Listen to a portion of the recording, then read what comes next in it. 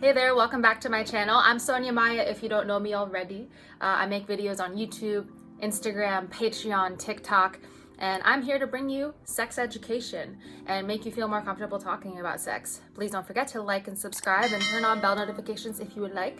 So somebody on my TikTok page asked me to talk about the LGBTQ community more, so that is what I'm here to do. But first I'm going to start talking about lesbians, which you could say is my favorite. I'm always telling people that I always like a show more if there's lesbian sex in it. I am bisexual, so I do like how it looks.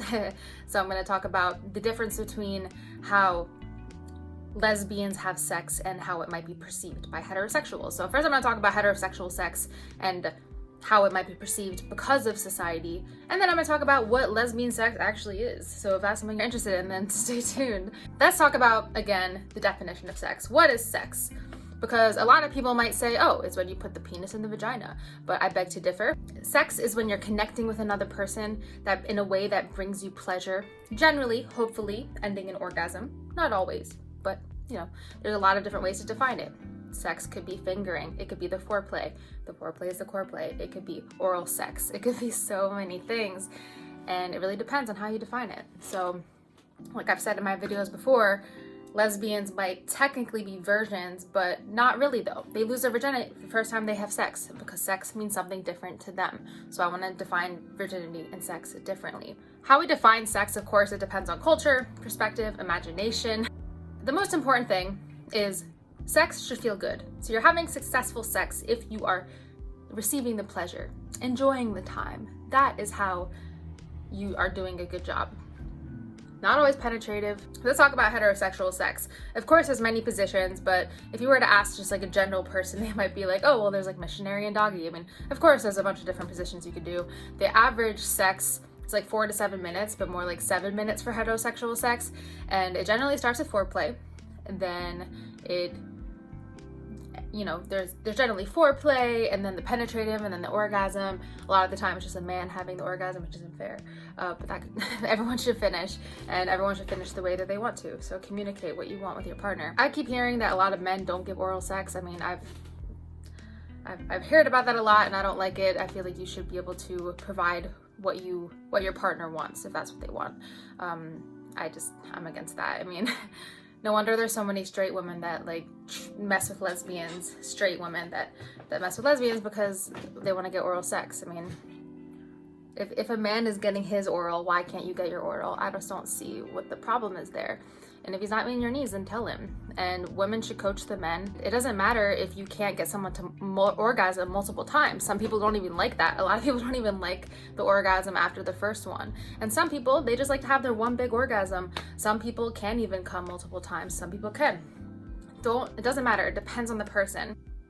Something that I heard from Shambudi, who I look up to a lot, is that it's good to know the language to describe what kind of orgasm you want. Like some people like consistent, some people like rhythmic. I will put a link below to ohmygodyes.com where you can look up language for orgasm so you can actually describe it, and it gives you an opportunity to like put words into what you like. A lot of people are consistent, like they want a consistent action over and over for the whole time in order to achieve orgasm, but some people like rhythmic, so you like something, then change it, and then something, you know. So that's why I think pretty sure that's why vibrators have so many different patterns, probably because of that. Before I get into lesbian sex, I wanted to share something I read in my research about how there used to be a group of women called sexually outrageous women in Sydney in 1984. So this particular group, the sexually outrageous women, it provided women with a space to experiment and explore their sexuality, and this was considered a sexual revolution. So by 1990, there were more spaces provided for lesbians to come together and experiment, such as dance parties, play parties, S&M nights, sauna nights, fetish events. And this is really what gave meaning to the lesbian sexual desire. Luckily, it's becoming more accepted, but that was kind of like when the sexual revolution started. And I'm so glad that it seems to be more accepted now, even though I'm sure it's not entirely understood, especially for people that just like assume that lesbian sex is just scissoring. I mean, I'm sure that's part of it. In just examples, of course, there's so many different ways for lesbians to have sex. There's oral sex, there's clit on clit, which I guess would be like scissoring, but it doesn't have to be in a scissor position. There's humping, fisting, vibrator in between both vaginas, and you can kind of like do a humping kind of thing with that as well. And sometimes lesbians do anal, a little more with the fingers, but it really depends on the preference of the person, but it's not always just one thing. And according to an article by Soto, Sanfiel, and Ibiti, 2016, in a journal, many straight women report that lesbian scenes in cinema reminds them of their personal experiences of intimacy. And these are generally scenes that are non-pornographic. And heterosexual women report that the pleasurable sensations they experience are similar to those they feel when watching scenes of heterosexual sex, which is interesting. And it seems that sexual arousal patterns aren't always necessarily related to sexual orientation. Like some straight women get turned on by watching lesbian sex or lesbian intimacy. They also reported in this study that the straight women were more likely to be embarrassed about talking about enjoying what they saw, probably because of the cultural standard to be straight. They don't want to admit that they kind of felt turned on by it. And people are also more likely to watch something if they're informed that there's erotica, such as lesbian sex, which isn't hard to imagine. By the way, you should watch She's Gotta Have It on Netflix and Imposters. Lots of lesbian scenes, hint, hint, nudge, nudge. I definitely, it definitely makes me give a show more stars if there's realistic lesbian sex in it. But anyways, enough about me. Another important thing is perceived realism is really important for the enjoyment of the viewer, whether it's male or female, but especially for female. That's why so much lesbian porn out there is complete trash to me, because a lot of it is so fake. Like, it's not real and it's so obvious, and that's not hot. It's when it's like actually intimate and it looks real, that's when it's hot. And more media should portray lesbian sex in a positive, intimate way.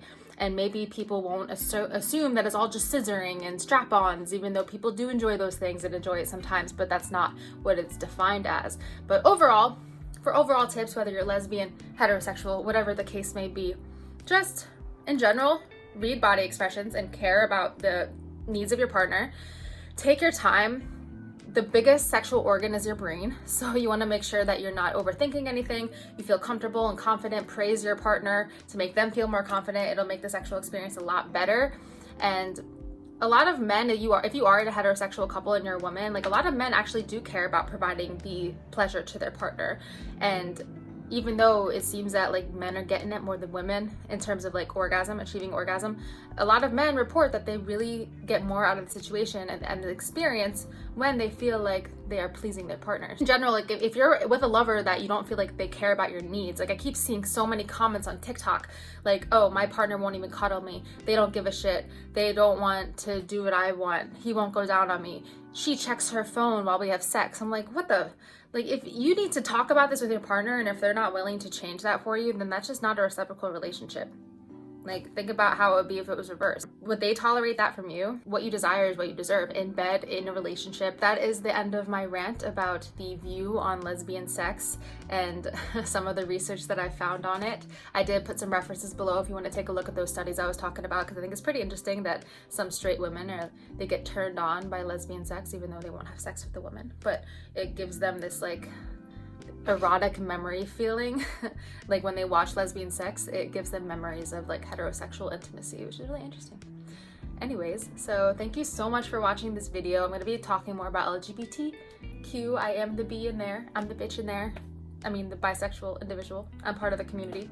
So it is important to me that we talk about how it's okay to be with anyone that you want to be, any gender, it doesn't matter. I want to spread the knowledge on that and spread the awareness, and luckily things are getting better over time. It's not as bad as it was before, like back when being gay was in the DSM. And please don't forget to like and subscribe, turn on bell notifications, and I will see you in the next video. I do post every Wednesday and Saturday.